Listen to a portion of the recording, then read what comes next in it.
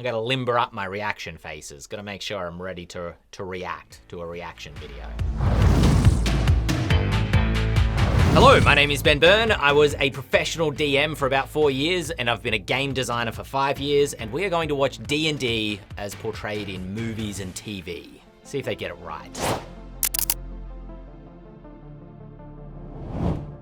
Right in your chest, and you're out 10 million. Oh no. Don't worry about it, Mike. I got resurrection. I'll bring you back. I'm already one of the undead, Greg. I can still throw death. The scene from E.T. is exactly what it looked like when I was watching my brother play D&D in the 90s and early 2000s. Because I was like Elliot's age when I first saw that movie. I hadn't played D&D at that point, but it was this like slightly mystical, arcane thing that my brother did, and I wasn't really allowed into that world at the time because I guess I was too young or something. But even the way the smoke is like floating above the table, they don't look like they're smoking, but my brother didn't smoke. Well, I'm ready to, now to Yeah. play. I'm ready to play now. Yeah, that's me. That's me being Elliot saying, I'm ready to play now. And then someone said, you've got to ask the dungeon master for permission. And I was like, all right, well, who's the dungeon master? They're like, him, who was my brother. I was like, can I play? He's like, no. It's all right. He taught me years later. So it's okay. Steve, Thanks. can I play What? now? Go away from the pizza first. Yeah, see, I had the same experience as Elliot. I got told I wasn't allowed to play. The end. That was my early D&D experience. 2 words, ancient Babylonia. Have you guys seen the drawing of the goddess Ishtar? Hubba, hubba. You should look at the goddess of Vice. You can see her butt. I just hope you guys are ready to face the dancing sword. The artwork from old D&D books is not particularly sensitive, particularly to women. The game was very targeted at young guys, and so it's much, much better these days. The artwork tends to be much more diverse, which is good, but yeah, some of the old art books, a bit cringy. Hey Daniel, we're playing D&D tonight. You wanna come? Why? D&D mending social, like, disparities. We sit around and crack jokes and eat junk food all night while we're fighting dragons and saving princesses and stuff. It's pretty fun. An accurate description. It's not a D&D night unless you have snacks. And everybody has their own kind of tier of snacks, whether it is just, you know, chips and candy, or whether it's pizza like E.T., or whether it's a cheese board. I've been to some very refined D&D games where we do some charcuterie. And the best part is, you get to pretend to be somebody you can't be in real life. And also how awkwardly they're describing the game is how awkwardly the game often gets described. It's a hard thing to describe what it's like to play D&D without having played it yourself and not make it sound like it's kind of this, you know, weird thing of just sitting around having a conversation. It's more than that. Yeah, I'll play. Just don't expect me to be good at it or anything. A lot of new-time players are really scared of not being good at D&D, and breaking down that fear and barrier is part of getting into the game. You kind of got to go through that fear of doing the wrong thing and learn that, like, you can't do the wrong thing. D&D is not a board game. It's intended to have no real barriers for you to be able to try lots of different things. So, like, that fear of getting something wrong often stops a lot of people from enjoying their first or second game, but the smile that you see on a new player's face when they start to realize that nothing they say is wrong and that they can experiment within the game and their character can do anything is the best thing when you're teaching new people how to play D&D. Yeah, he thinks being the dungeon master gives him the license to mess with our heads. Oh, I'm sorry. Accurate. Perhaps I should let you encounter kittens and grandmas so as not to upset you. Come on, Daniel, roll the dice. I want to see what your character's gonna be.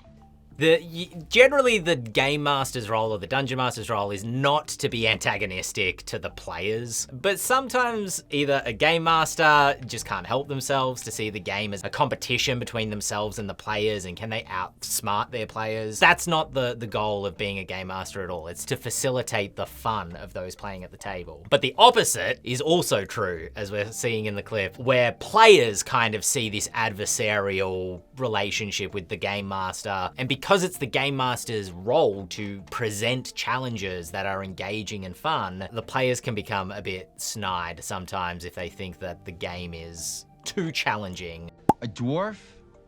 I don't want to be a dwarf. I want it to be like a ninja or a fighter.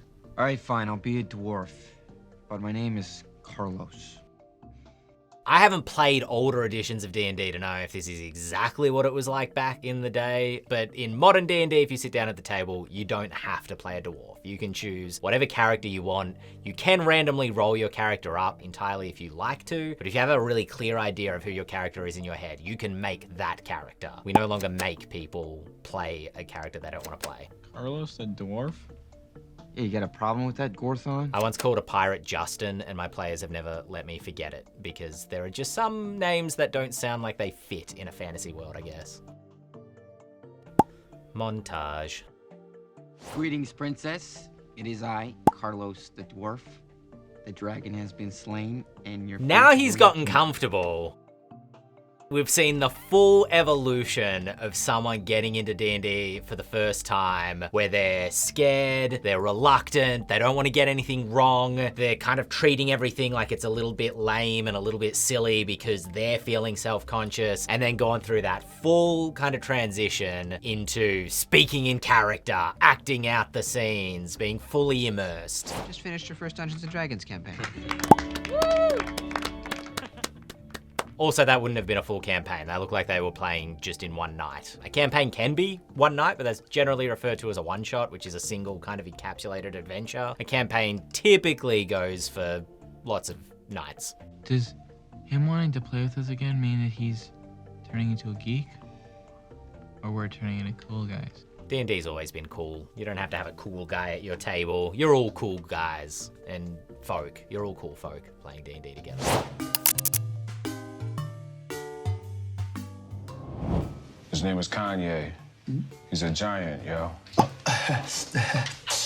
Dear cousin, traditionally, a giant is not assumed by a player. It is a chaotic evil. Everybody has their DM voice. I know that he's doing it for comedic effect here. Everybody has their welcome to, the land of Etheris, where there are great mountains. Everybody has that voice, so that's accurate. And it's also accurate having, everybody bringing their own, what they like to the table. Last we left you, you were at the Inn of the North Star in the town of Isildur. How do you begin your adventure? I want to get some. Where the club at Isildur, yeah? Tyrell, this is highly unusual. I think the guys probably just want to go on the quest that we've already... Steven? Yes? I'd like to join Kanye the Giant in this quest. Now this is the Game Master's fault, and this is why. Because typically a D&D campaign will not open with like, you're in a village, what do you wish to do? Because then you're just leaving yourself open for the players to say the most offhanded stuff that you might not have anything prepped for. How do you run an adventure going to get bitches? I don't know, I've never run an adventure like that before. The DM requires a little bit more prep just to kind of give their party a nudge, a direction to head in, and there's freedom to make choices within that direction. We're going to hunt some goblins. What approach would you like to take? We're going to fight a dragon. Do you try to sneak into its lair or not? But just saying, you're in a village, what do you do? This is what happens. This is what happens. The two of you enter the tavern. Accurate, every D&D campaign starts in a tavern. Says the barkeep. I know not of this foreign beverage of which you speak. Perhaps you would enjoy an Elven ale. No, we both want the Alizé. Alizé does not exist in this world. Kanye the Giant slaps that. You gotta yes and your players. You can't just be like, that doesn't exist in this world. You can if you want, but something that I've learned is players really don't like being told no in that way. If I walk into a scene and I say, I want this specific drink, then the GM should put that in the game. Otherwise, it just feels like you're getting told no all the time. The bartender is half hobbit and very nimble, so you're going to have to roll an 18 or above to hit. 20. Yeah, slap that hobbit's off, yo. Okay. I grab money out of the register. But Gollum the cleric is lawful good. This act of thievery would dishonor his gods. If you don't want your players to do a certain action in the game, for example, slap the bartender, letting them roll for it is you accepting that they might succeed. Because even saying, oh, it's gonna be a high number, you're gonna have to roll high, they're gonna roll high. That's just the law of temptation, basically. And he's now losing control of the table. Plus, Kanye the Giant puts his demo CD in the CD. No, he doesn't. There are no CDs in this world. You know what? Do whatever you want. I've done that before. I'm kidding, by the way. I haven't done that before. I've never stormed out of a game. But I have had players in situations where I've been like, fellow travelers, you have arrived at my tavern. I have a quest for you. I need you to go and hunt a dragon. And the players have been like, great, we stab this guy and try to steal his money. That actually happens relatively regularly. So, accurate. The Eye of Odin opens up. 16 titties fall out. There's a reason D&D has rules to kind of bind a reality into the world. When it gets to a point where the players are just like making stuff up, I jump in an SUV, got bitches in the back, we've got our beer, whatever. At that point, you're not playing D&D, you're just cracking jokes, which sometimes happens, so accurate. Shadow grows on the wall behind you, swallowing you in darkness. It is almost here. What is it? What if it's the Demogorgon?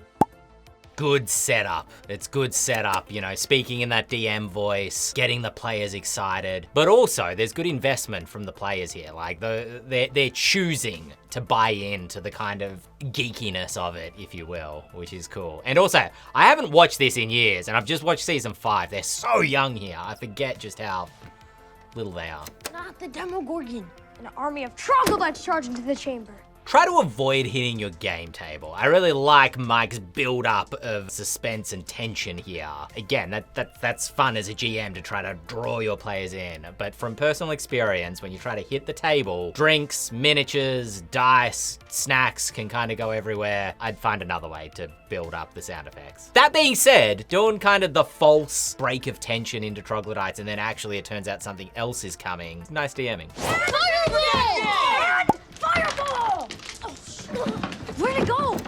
That's why you always roll your dice on the table or have a dice tray. Dice trays, get yourself one, they're great, but you have to stick to the rule. If the dice is in the dice tray, it counts. If it rolls out of the dice tray, you have to roll it again in the dice tray, no matter what the result is. And you don't have to go looking for them before the dog eats it. Also that, like, Will has as long as he wants to make his decision in terms of what he's gonna do in combat. And you can put a little bit of pressure on the players as a GM if you want to try to keep the excitement up. There's no actual time limits when you play D&D. Will should have had as much time as he wanted to make up his mind. But then I ran the flow. Michael? I'm serious, Mom. The campaign took 2 weeks to plan. Campaigns can take 2 weeks to plan. Michael has put in a lot of effort here. How was I supposed to know it was gonna take 10 hours? You've been playing for 10 hours? Yes, we have been playing for 10 hours. That is abnormal to be playing for 10 hours, but it is a lot of fun if you're able to squirrel away a weekend to go for that long. 3 hours is the usual game session average, I find. Before I even play this clip, the Eddie Munson scene of him GMing D&D was famous in the tabletop RPG hobby when season 4 came out, because it is the platonic ideal of what good D&D should feel like, where you have the level of investment that someone who's really into sport has in a game of sport, you know, where the rolls are going high and then you roll low and then everybody's excited and into it. Yeah, it was a really clever idea to cross-cut this clip with Lucas playing basketball. I just think that was genius from the showrunner's perspective. Hail, Lord Vecna. GM voice. Gotta do a GM voice. There. Look at how Eddie is looking at the players. There's a reason that D&D attracts a lot of performers and actors to the hobby, and you don't have to be a performer or an actor to be able to play D&D. Obviously, the actor who plays Eddie Munson is an actual actor, but looking at your players and connecting with them in character, and both of you feeling like you're in this dire situation, even though you're just sitting around a table, it scratches the same itch that actors get, speaking for myself as a ex-performer, from being on stage, is like that human connection. That human connection is what you don't get out of playing a video game. You're not connecting in the same way as looking each other in the eyes and being really immersed in your imaginations of what's happening right now. And I love when that happens. It often happens without you even realizing that you're in it. And you can see the players are just mesmerized by Eddie throwing himself into the roleplay. Like, look at the look on Dustin's face. Even Dustin, he's like in character as he's listening to this happen. kind of narrating this out and showing that his eye's missing as well. I mean, it's all very theatrical. This is obviously blocked and staged because it's scripted, like Critical Role. I'm kidding. But it's good as a GM to kind of get in and do that sort of stuff. You know, you can draw your players in more, and the more you're willing to kind of potentially make a bit of a goofball out of yourself by blocking your eye and speaking in a sinister voice, the more likely you are to be able to draw them into it. But it's good as a GM to kind of get in and do that sort of stuff. You know, you can draw your players in more, and the more you're willing to kind of potentially make a bit of a goofball out of yourself by blocking your eye and speaking in a sinister voice, the more likely you are to be able to draw them into it. And so it was thought. But Vecna wins!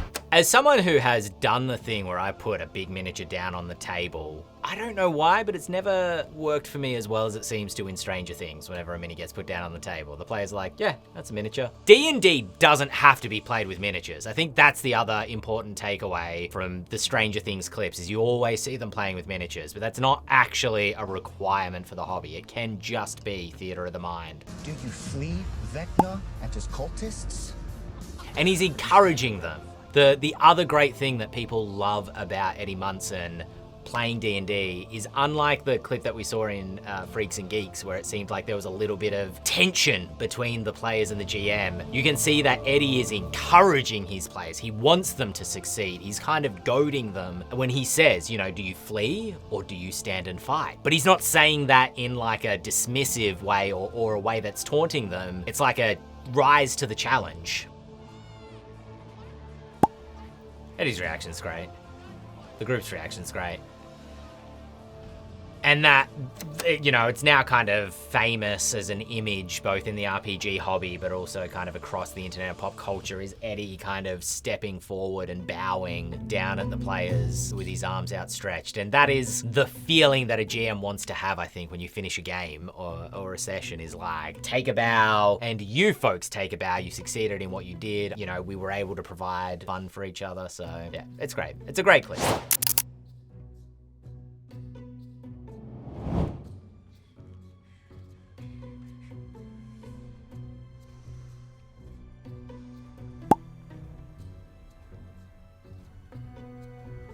It is considered extremely rude for a player to read up on the adventure or the story that the Game Master is going to run, or to read up on the rules of the monsters that the Game Master is going to present to the players. Because it gives that player an unfair advantage, then that takes the excitement out of it for everyone if one player knows what's going to happen. So poor form, Pierce. Poor form. She flirts with you.